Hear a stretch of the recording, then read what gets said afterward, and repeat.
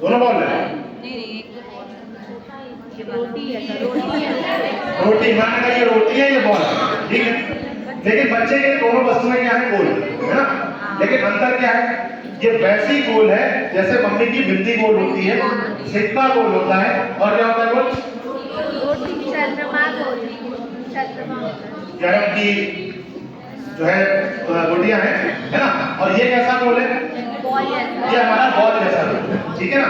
तो एक तो ये समझ बच्चे को विकसित हो गई कि गोल भले दोनों हो, लेकिन क्या है कि ये दूसरी तरीके का गोल है, दूसरी तरीके की गोल है, इसीलिए हम कह सकते हैं कि ये 2D है और ये 3D है तरीके से।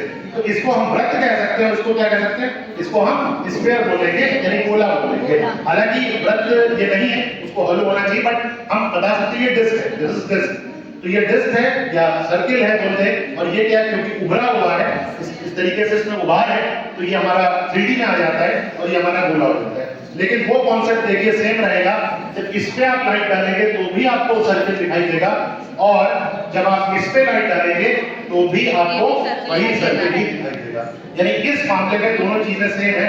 और आपने जिस मैथ्स सभी लोगों ने पढ़ रखी होगी, आपको मालूम है कि एक स्फीयर जो है, गोला जो है, वो तमाम सारे सर्किल्स को जोड़कर ही बना हुआ है। तो यहाँ पर कहीं ना कहीं बात स्पष्ट हो जाती है कि ये जो है हमारा स्फीयर जो है ये भी गोले से बना हुआ है। एक अंतर और है कि अगर इसको मैं फेंकूं,